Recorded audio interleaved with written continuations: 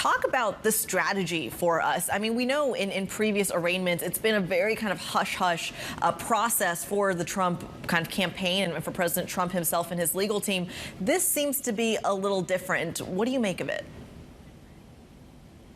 Well, it's the fourth time the president has had to go in to face charges.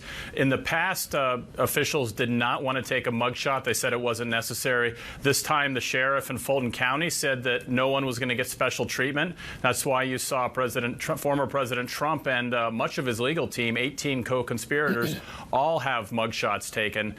For him, the legal cases have not been an impediment. He's still, of course, leading the Republican side of the race, the primaries, to be the candidate for president next year. He was able to skip a debate earlier this week. He has effectively been Teflon, but there's a real question about whether the schedule ahead in terms of these court cases and the demands of the trail, the campaign trail, mean that some of that support will erode. We'll have to wait and see on that.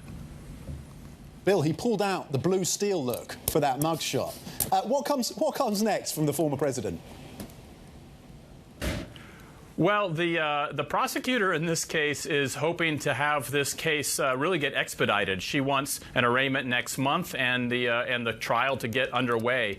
President Trump's lawyers, not only in Georgia but everywhere where they've had to face charges, have been pursuing a strategy of pushing things off as long as possible. They've proposed dates for hearings that take place after the November 2024 election. It's doubtful that the courts are going to go along with all of that. We know he has one court hearing in New York in late March, and that's just 2 weeks after the big Super Tuesday primary. So by the time we get into the meat of 2024, you're going to see the president having to leave the campaign trail for court appearances and then running to get back out and give his speeches or hold his rallies like we saw in 2016 and 2020.